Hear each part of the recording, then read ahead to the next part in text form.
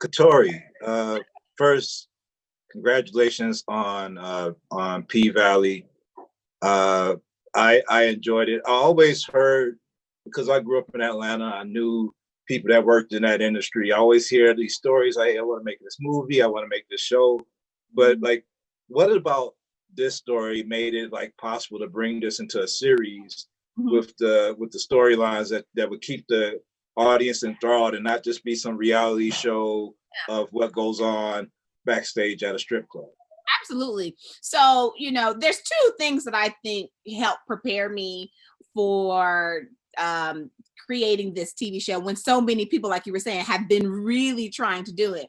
I think the number one thing is, like, I'm from the South myself, and I'm from Memphis, Tennessee. And so I would go into those spaces and I was just like enthralled and just so impressed with what the women were up there they're doing. And so I always looked at their work and the craft as like this. It's one of the most athletic things I had ever seen.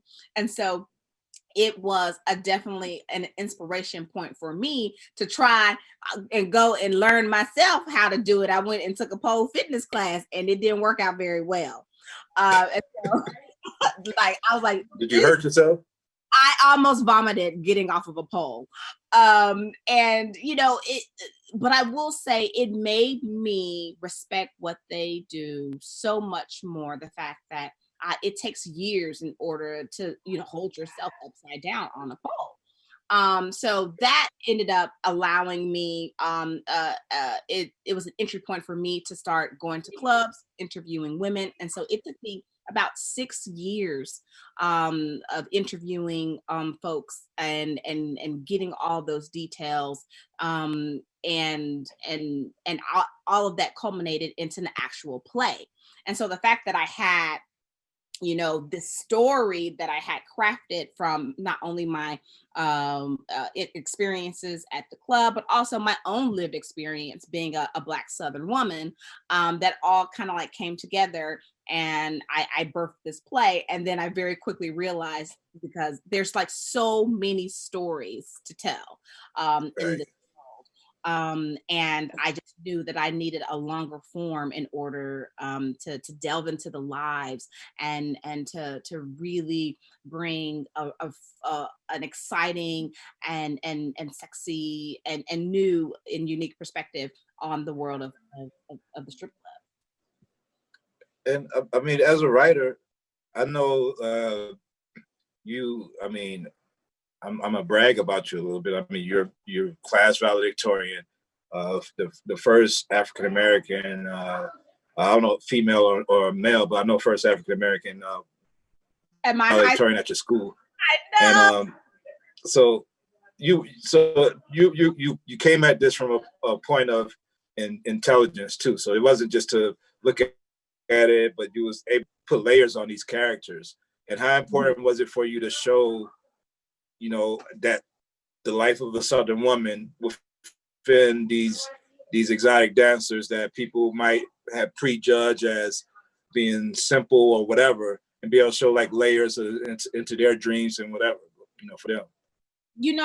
I feel as though Black folks in general have inherited this very all of these images where we have been portrayed, like you said, as simple, as stereotypical. And, within the Black community, Black women specifically, oftentimes we've been made to be seen as like hypersexualized beings. And for me, it was give nuance and give empathy to women who are very vulnerable. Like a lot of these women, they are dancing for a reason. They're dancing to put food on the table. They are dancing to put themselves through college, to survive. And quite frankly, that struggle is a struggle that so many people can relate to, no matter, what color they are. I really want to use all of my craft, all of my schooling, to give these women a gift of being seen. We're living at a time where so many people have not been heard. We're living at a time of intense social change, and I just really feel as though to center a tale on these type of women shows that all Black lives matter.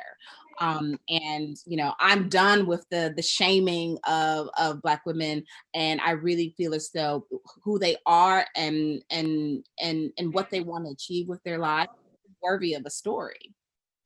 Yeah. How important was it to be? Well, now Jesse look a bit drunk. No. He just got a bad case of blue balls. That's why he wobbling. Uncle Clifford, you best not be serving no liquor. Now, you know this new mayor and his no tequila and titties Chef ordinance. Bailey, you know me. I abides by all the county rules. As you know, I have mine own. Good. Licking pussy like a stick of dynamite blow up in your face every time. And I want to know what kind of liquor and pussy you sipping on do all Clifford, that. ain't nobody got time to be writing no summonses. What, you want to come take a look for yourself? Make sure we living right in this warehouse of sin. Well, it's a Saturday night. Sunday morning, just a minute away. So let me break you off some of these honey golds. For your trouble. Better get these home before they get cold.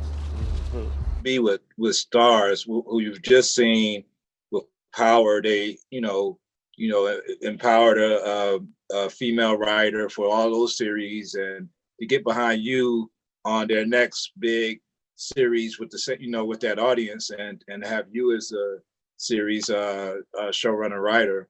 How important was it to be like with that network and see that they've already fostered that support for Black creators? Well, I must say, when Starz was like, we want to do your show, I was like, I just felt like it was the perfect place because of the fact that, Courtney Kemp had developed power there. And the fact that Tanya Sriracha, who just did Vita, she developed her show there.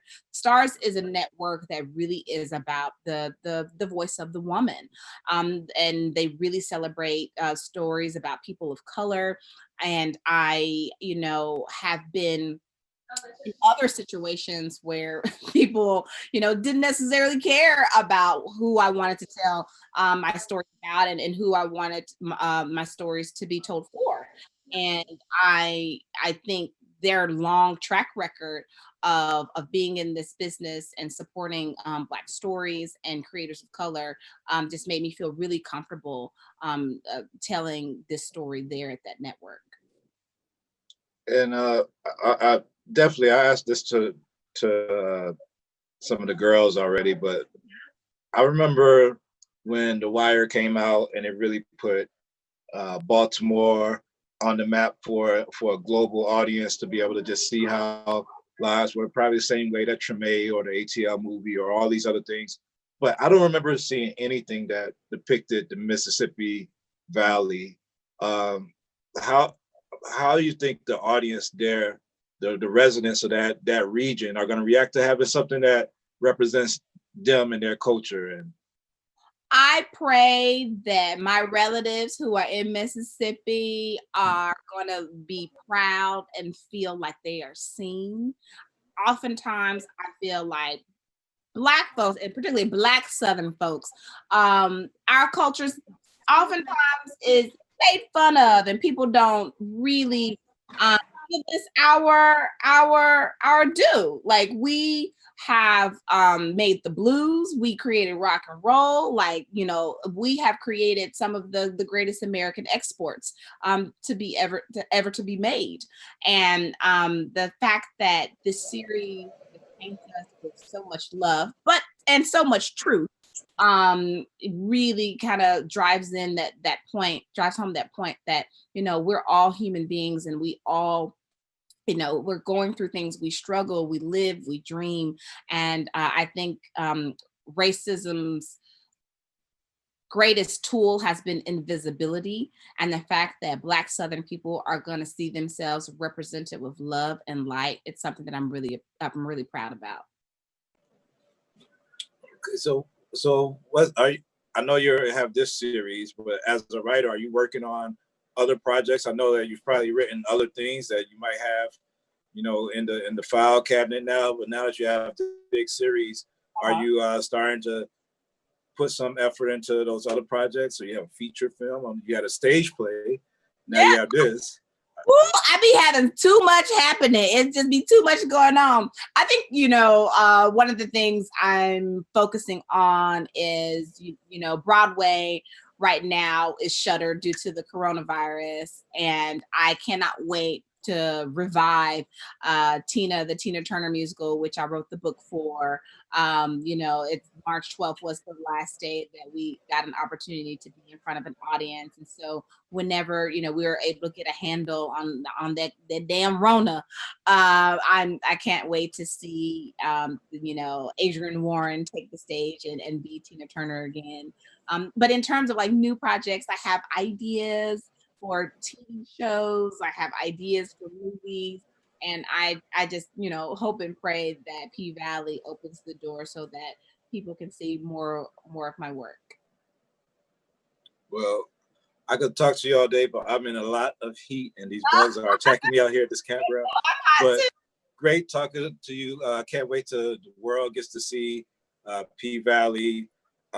Thanks for inviting us on to talk to you and the cast to talk about this project, and good luck to you. I'm a new fan of Katori Hall. Thank you. I appreciate it. I can't wait for you to see the rest of the episodes. Definitely. All right, take care.